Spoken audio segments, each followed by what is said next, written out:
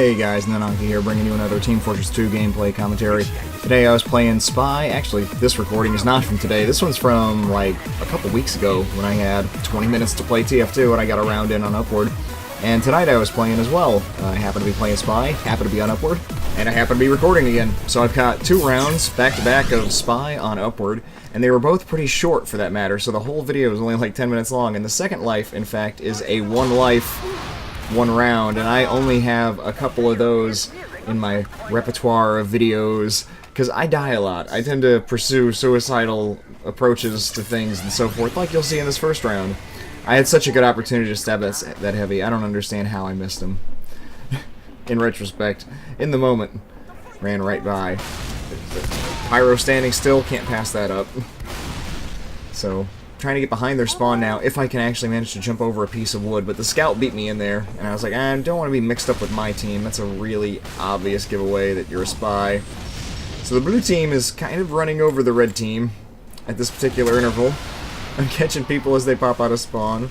It always pays to look both ways before you cross the road, or exit the spawn door. I really used to spend a good portion of my videos talking about what I was trying to do to play to the class's strengths and avoid its weaknesses, but I didn't want to repeat myself too much, and so I've always tried to mix up which classes I play and which weapons they're using and which maps I'm on, but at some point you've been on every map with almost every class, you've used mostly every loadout, and you kind of are at a point where you're either going to be going over the same material over and over again, saying things like, for example, when you use the dead ringer, you know, you got to get behind the people you're going to decloak from a good distance because it's so much louder than a regular decloak, so if you're next to them, they're going to hear you coming. How many times do you need me to say that, though? And so after a point, I kind of am not really talking about the gameplay anymore, except to say that sentries suck. And they need to be destroyed at all costs.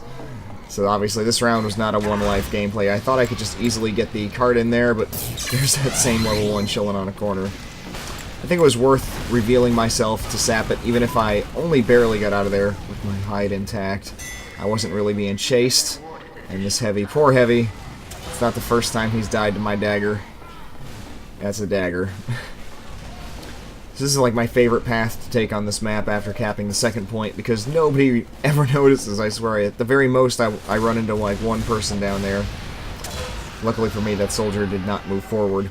He moved backwards. It's a really good way to get stabbed, is to not check your surroundings frequently. Something I've also talked about several times in my spy-related videos. And I don't even know who was shooting at me there. It wasn't worth finding out if you ask me. I was considering going after that heavy, but obviously I'm going to pick up that ammo in the corner and decloak as far from civilization as possible.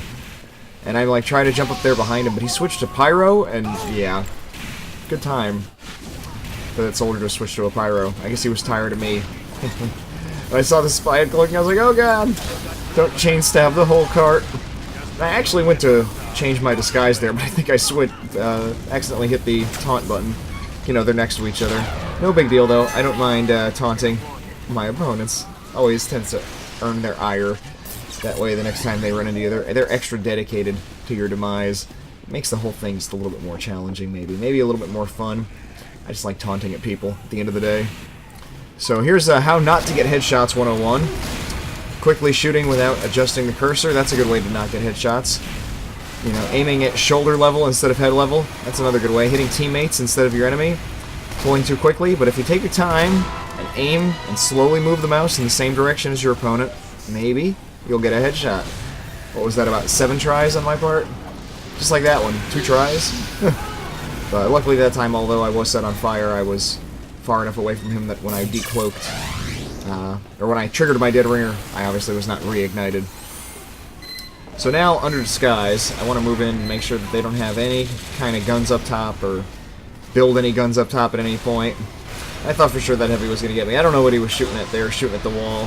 Maybe he was trying to turn around and his mouse went off the mouse pad. It's happened to the best of us. Sometimes you need to turn 3 times in one direction to track a scout or something.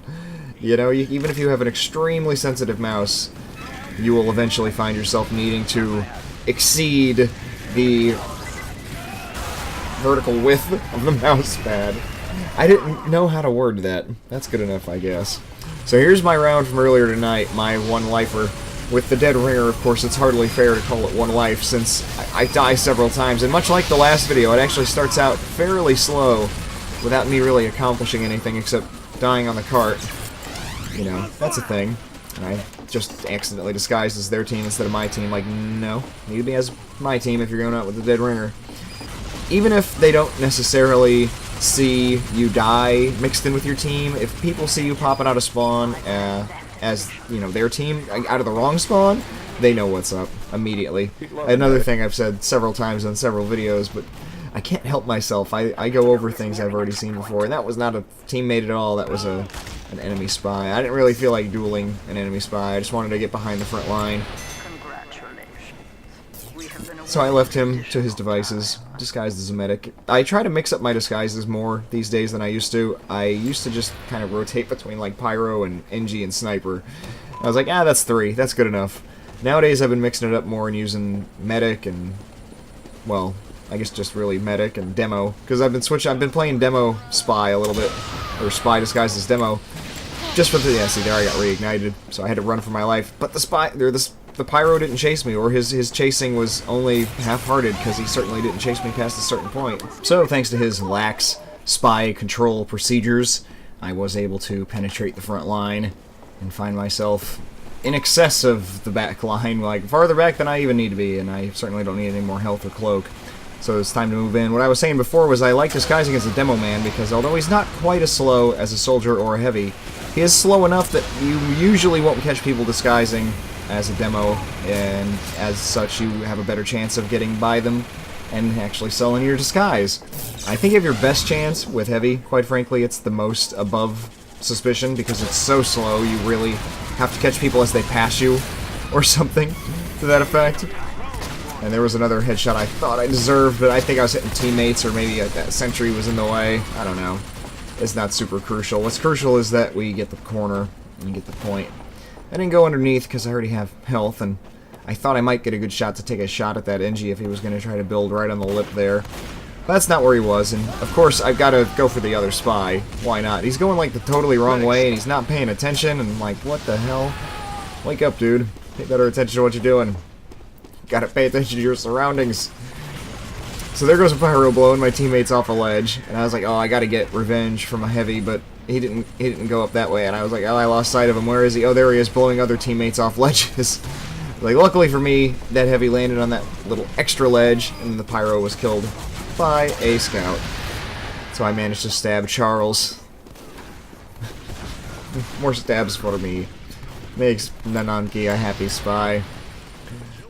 I gotta admit, even when the backstabs are easy, they're still kind of satisfying. I'm not gonna deny it. Like that one there, I was like, yeah, that wasn't so difficult. He didn't turn around. You can't feel like super accomplished for having taken him out so effectively.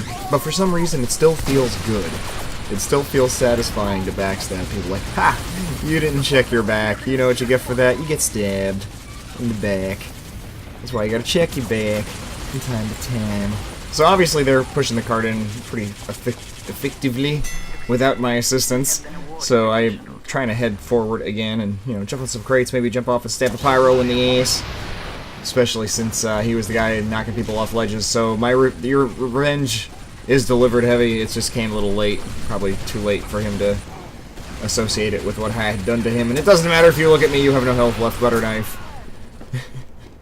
That's pretty satisfying too. People have a sliver of health left and you like just run straight at them like, yeah, I just have to flick you. It doesn't matter.